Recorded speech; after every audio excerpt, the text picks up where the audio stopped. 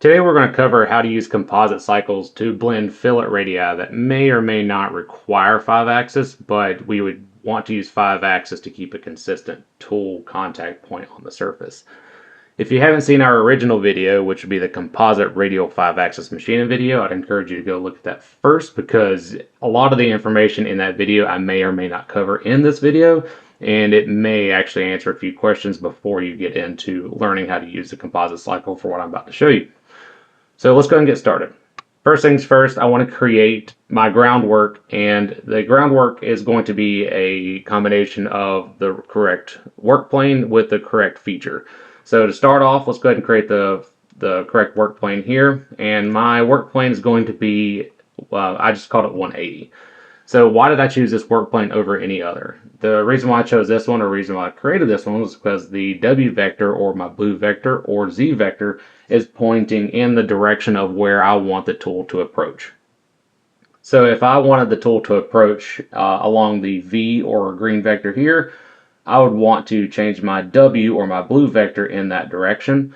Or I could simply use one of these others, which would be your XYZ. But again, I didn't have a work plane already, so I went in and created a 180-degree work plane and pointed my W vector out of the surface that I wanted the tool to approach from. That also being said, I also went ahead and created my freeform feature. I know previously I had said try not to use any of the check surfaces in here. You might see a couple in here that I may have accidentally selected, such as that face. It doesn't really matter. There was nothing there that I needed additionally other than just selecting the model. So that being said, in the model itself, or in my freeform feature itself, I selected the model as a check surface, but then I selected all the surfaces that I want to machine. So the next part of this, I created two separate operations. And in the operations, they are practically, I would say, identical, meaning that I use the same exact approach, except for what you'll see right here. I use a beginner approach, and then I also made some fine-tuning adjustments, and I now have a pro approach. And I'll explain what I did differently from one to the other, but they are the exact same operation. Over here on the right-hand side in the Program tab, you'll see that everything over here is dirty. This is mainly because with the beginner approach, this was not capable of actually machining on this machine. So even though it gave toolpath, it would not be functional. You couldn't post it out and use it on the machine even if you wanted to. However, once you see that I suppress this operation and I show you the pro operation here, you'll see that the pro operation actually calculates correctly, and it looks really good. So that being said, what we're going to end up using up here is our toolpath analysis. I like to use toolpath analysis because it gives me the freedom to move forwards and backwards in the toolpath itself, but it also gives me tool orientation. And in the end, I will use simulation, but just to go through toolpath and build toolpath, I'll end up using the toolpath button. Alright, so now that we're in toolpath, what I'll do is I can either drag this bar right here, or I can hit play and just watch it run. So it's actually going to run at the feed rate that the operation is programmed to. But what you'll see is that there's a lot of tool movement here, which would mean that the part's going to end up rotating, the tool's going to be tilting. I really want to minimize that as much as possible, mainly because anytime the tool tilts, rotates, especially in cut or while it's cutting or while the part is rotating, you stand a better chance of not getting as nice of toolpath. So what I'll end up doing is going and limiting this operation here. So the difference between this operation and the next operation is that all I did was I used the same freeform feature. I'm using the same exact tool, but I would say this is probably indicative of somebody going in and just trying their best to get toolpath. So on the toolpath tab, it just selects drive surface, and I selected this surface as my drive surface. Rightfully so. I don't blame anybody for doing this. It's just habit for most. If all of these surfaces were in the same direction and didn't wrap around the outside, this would probably work just fine. But as you saw in the simulation or the toolpath analysis, that this looks really good, but once it starts getting over here, it starts to go back and forth and will actually make your toolpath very choppy. So carrying on from there, if I go to the orientation tab, most people, I would say, probably wouldn't try to mess with the orientation at first. And this, again, is just indicative of someone who doesn't really know how to make any adjustments. Normal to model is typical. I would dare say a lot of people aren't prefaced to how to adjust links or what to adjust them to. I do have one thing I really want to show you guys, which would be awesome in the end, but right now I'm not going to look at it. But after that, this is the toolpath you end up with. And I'm not a huge fan of this. I don't like it. Will it get you toolpath? Sure. Will it look good on the machine? Probably not. So let me show you what I did to get this toolpath. And again, very few changes. So first things first, if you remember in here, I had to select a drive surface, and my drive surface is only one portion, one piece right here, which would be the face. We all know that that's not going to give us the right toolpath that we want. So if you remember in the previous video I did, I actually created a projection surface. I'm going to do the exact same thing. However, this is now going to be a projection drive surface. So what you would want to do is you want to end up selecting all these faces. So another tip I actually want to get into as well is down here in your selection or your propagation selection filter, what you would want to do is go ahead and click on along parametric. So if you hold the shift key, and this is how you would select multiple faces at one time. If you hold the shift key, what you can barely see here, it's kind of hard to see actually. There we go, parametric lines. So if I hold the shift key, these parametric lines pop up. If I right click, they actually change direction. Still holding the shift key, if I left click, all of a sudden it'll start grabbing faces that are along the same parametric lines. So how does that help me? If I hold control and shift now, if I click here, it looks to be in, nope, wrong direction. So right click sends it in the opposite direction. Again, holding control and shift. Go ahead and click there. So now what you'll see is it actually helps you select surfaces much quicker. The reason why you'd want to create surfaces is it gives you a solid surface to not only drive the toolpath to, but it gives you your parametric lines as well. So after that's been selected, one of my favorite things to go up here and use would be under the modeling tab and for borders. So in for borders, a lot of people would look at this and say, all right, you don't really have four borders to use. But if I zoom in over here, I actually do. So what does four borders mean? That means that I want to select all my surfaces. I'm just going to be really quick with it because this is not one of the bigger portions of this. So say I select four vertices. So what I would do is I would select this one, rotate it around, and do the same thing on the opposing side. Let's just say if I ended up selecting all these surfaces. So this one and this one. And if you see my settings over here, the reason why I have these settings set is because there were certain areas over here that actually had overlapping surfaces and surfaces that were not exactly, they would not blend well into one another, which this is one of the surfaces you would see right here. And when you look at the toolpath, you would actually see that this surface was not being smoothly machined until I made some modifications to the drive surface itself. So that being said, tolerance is set to 10th, smooth surface, edge synchronization, yes, corner connection, no, and then border connection is smooth. If you'd like to know what each one of these does, I would encourage you to come up here and look in the help file. So after I ended up selecting all the surfaces, creating my vertices, now I actually have a nicely woven, and I'll call it woven, nicely woven drive surface. And if I click on the surface itself, what you'll see, hopefully we'll get this to actually propagate nicely. I don't think I'll get that lucky today, but you'll actually see some of the parametric lines start popping up. If I zoom out a little bit, you might be able to see them better. So what this does is it gives us a smooth and continuous parametric line, well, a pattern of lines, to give us the correct alignment and a correct drive direction for the tool itself. So after I've created this, what I did was I went into the same exact operation. First thing I did was I went ahead and I selected this surface in the strategy tab. So this is now my drive surface, which you can actually see the parametric lines a little better. Next thing I did was I went over here and it says limit deviation on tool axis. So if I click on this, you'll see that it actually limits some of the deviation from point to point. when it limits it, it can still give you the same deviation, but it breaks it up into smaller segments and makes it more, I would say, easily digestible to the machine. The next thing I did was I used parametric pattern. You have two different options here. You have parametric pattern, parametric spiral, depending on the situation. If I were to machine the outside of this part, I would use pretty much the exact approach that I used in the previous video, the Radial 5-axis machining video, and I would just create a cylindrical drive surface, but then I would use project spiral.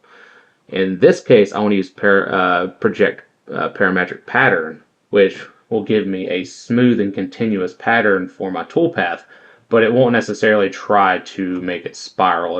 If occasionally you'll get better toolpath by using project spiral, but you'll just have to flip-flop between these two options to see which one works best. For right now, this one worked best. So I'm not going to go through these options right here because, again, the previous video, but what I did do is I selected my cutting direction, which is the U direction. Again, we want to pay attention to which vector arrow is pointing along the cut. So X is U, V is Y, W is Z, and this would be our U axis right here. And again, if you're confused or you have questions about it, come over here and look at the pictures. So the U direction, you see that the red arrow is following the toolpath. This gives you the direction of cut. The rest of these I didn't really mess with at all. I gave myself a 5% step over. I think maybe in the previous one I may have changed the step over. I don't remember. That's not really what's important right here. So the next thing I did was I came to the orientation tab. And this may look like, I don't know, sign language to some people, but what I did was I started controlling my vectors. And this comes back to our base work plane over here.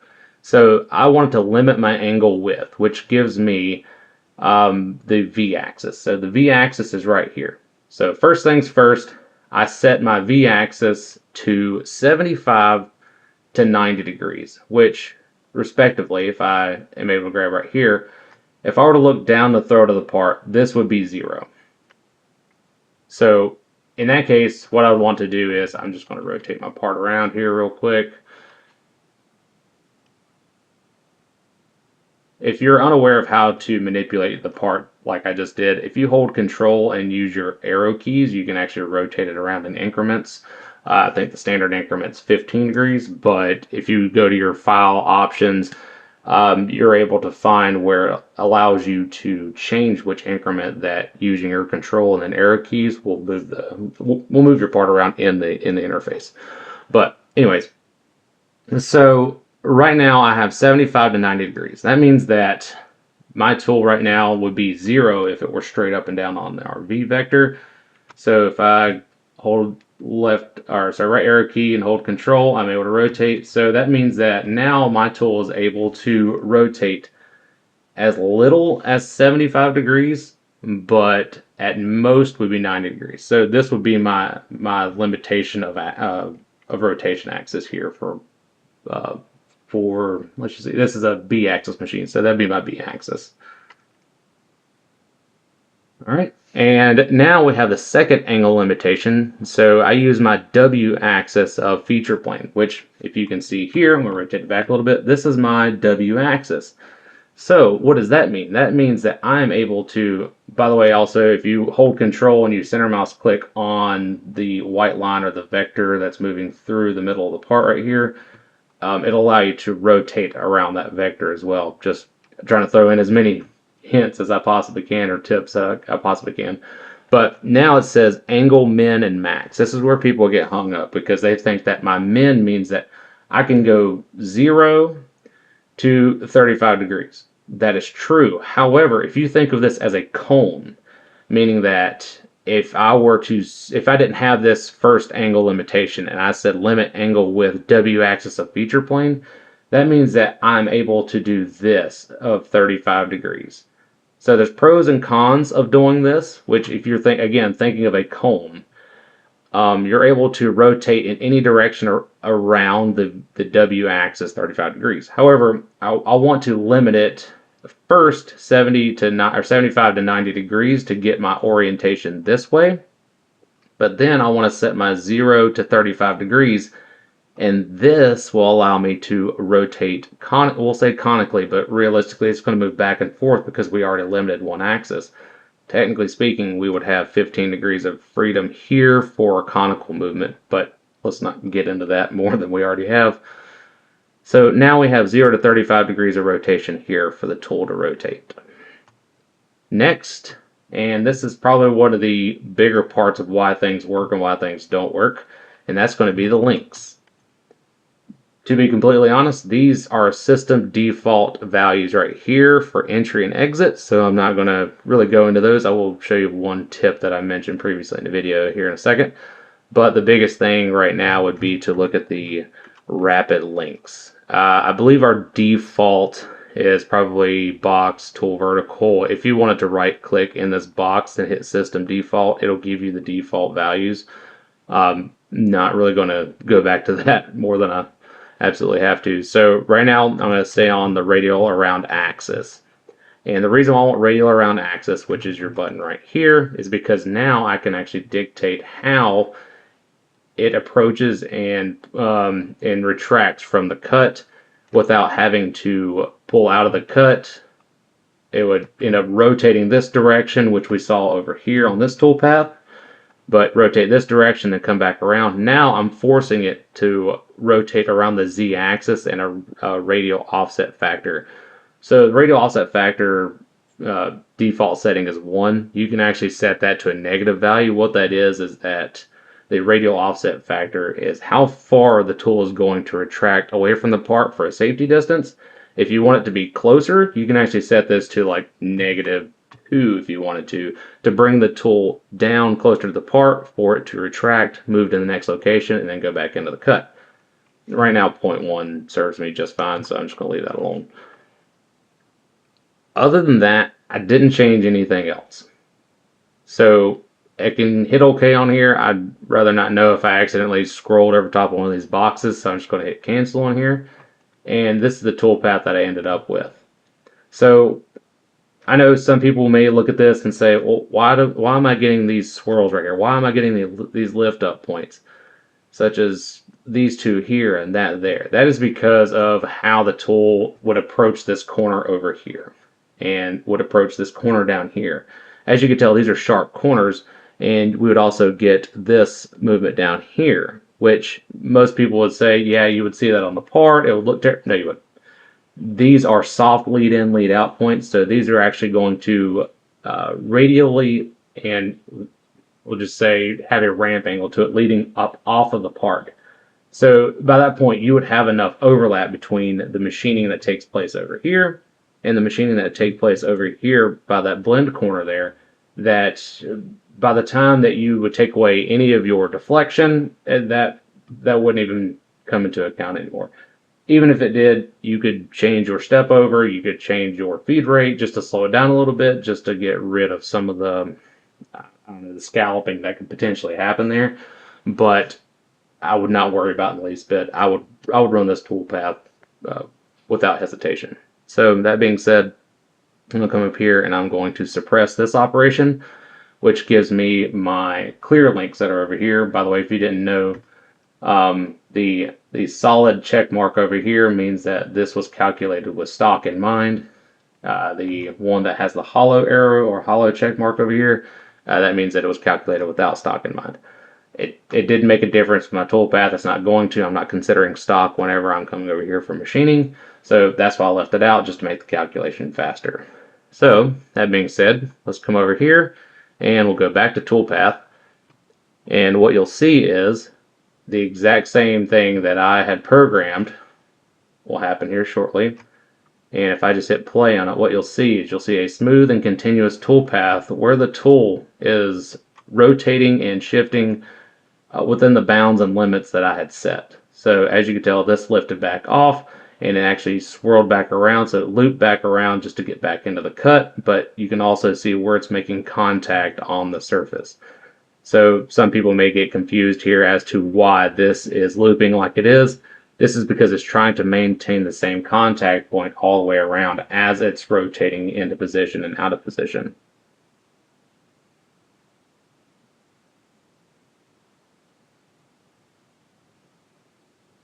All right, so what does this look like in simulation? And I'll want to click up here to my first link because we actually want to show the link into position.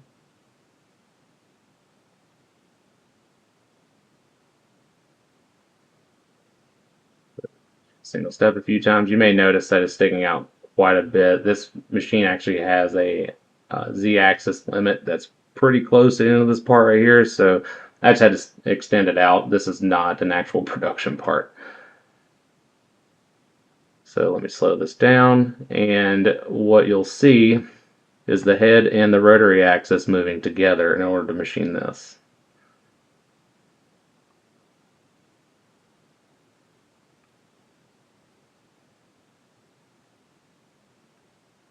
If you would like to see more of these tutorials, you can subscribe to our YouTube channel to receive notifications when new content is released. You can also find these videos and correlating blog posts at pmtechnologies.com. I didn't forget about you. For the last tip on this video, what I would like to go over and quickly discuss is unreachable profiles.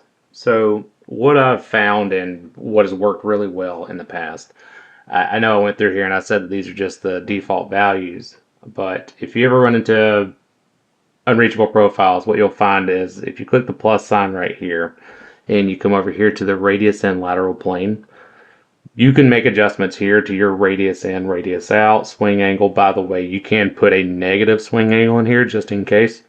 Let's just say if it's radiusing in at a 45-degree angle here, you could also put a negative 45-degree angle here just in case it doesn't work. But what I really want to look at is the entry auto adjust.